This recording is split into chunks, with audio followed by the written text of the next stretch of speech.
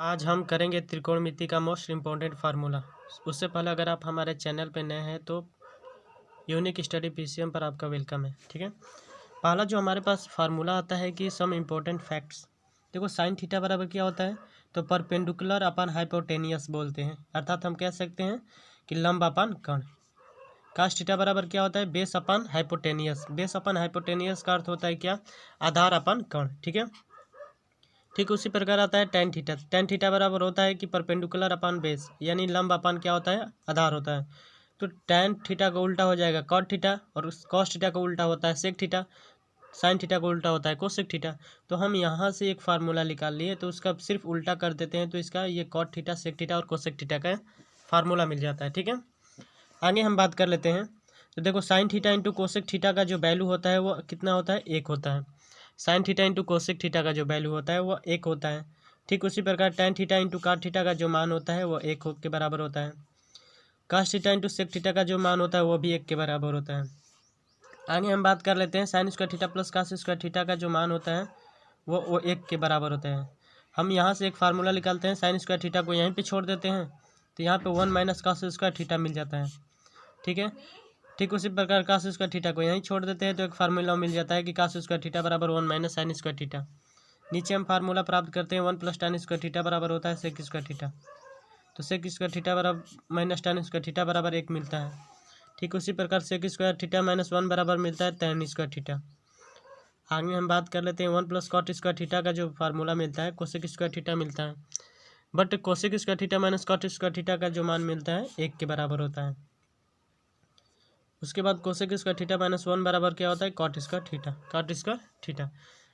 आगे हम बात कर लेते हैं और डिस्कस कर लेते हैं कि देखो टेन थीटा बराबर क्या होता है, sine theta upon cos theta, and cot theta बराबर होता है टेन थीटा का उल्टा। तो ये साइन बटा में कॉस था, तो ये कॉस बटा में क्या हो जाएगा, साइन हो जाएगा। ठीक है, और मोस्ट इंपॉर्टेंट जो हमारे पास फार्मूला आता है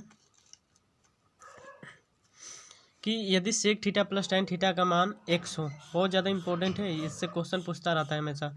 यदि sec theta plus tan theta का मान एक्स हो, तो sec theta minus tan theta का मान क्या हो जाएगा, एक बटा में एक्स हो जाएगा। यदि sec theta minus tan theta का मान एक्स हो, तो sec theta plus tan theta का मान क्या हो जाएगा, एक बटा में एक्स हो जाता है। यदि cosec theta plus cot theta का मान क्या हो, एक्स हो, तो cosec theta minus cos theta का मान एक बटा में एक्स हो जाता है, यानी पलट जाता है, बस रिवर्स हो जाता है। ठीक है, यदि cosec theta minus cot theta बराबर एक्स हो, तो cosec theta plus cot theta का जो वैल्यू होता है एक बटा में एक्स हो जाता है। मुझे उम्मीद है कि आपको ये वीडियो समझ में आ रही होगी। आगे हम बात कर लेते हैं कुछ मोस्ट इंपॉर्टेंट वैल्यूज़ की। तो देखो साइन स्क्वायर साइन 0 अंश का मान, 30 अंश का मान, 45 अंश का मान और 60 और 90 अंश का मान हम प्राप्त करेंगे। ठीक है, देखो साइन 0 अंश का मान 0 होता है, साइन 30 अंश का मान एक बटा में 2 होता है, साइन 45 अंश का मान एक बटा में √2 होता है, एंड साइन 60 अंश का मान होता है कड़ी 3 बटा में 2। ठीक उसी प्रकार साइन 90 अंश का मान क्या हो जाता है, एक हो जाता है। कॉस 0 अंश का मान होता है आपका एक, और कॉस 30 अंश का मान होता है जो साइन 60 अंश का मान होता है, अर्थात कड़ी 3 बटा में 2 होता है। कॉस 45 अंश का और साइन 45 अंश का जो वैल्यू होता है दोनों सेम होता है, यानी एक बटा में √2 होता है। कॉस 60 अंश की बात करते हैं तो साइन 30 अंश के बराबर होता है, अर्थात एक बटा में 2 होता है, और ये 90 अंश का मान 0 होता है। ठीक उसी प्रकार टेन 0 अंश का मान 0, टेन 30 अंश का मान एक बटा कड़ी 3, और टेन 45 अंश का मान 1 होता है, टेन 60 अंश का मान कड़ी 3 होता है, और उसी प्रकार टेन 90 अंश का मान क्या होता है, अनंत होता है। टेन का जो उल्टा होता है कॉट होता है, तो जो टेन 60 डिग्री का मान है वही कॉट में 30 डिग्री का मान होता है, यानी कर्ण 3 होता है।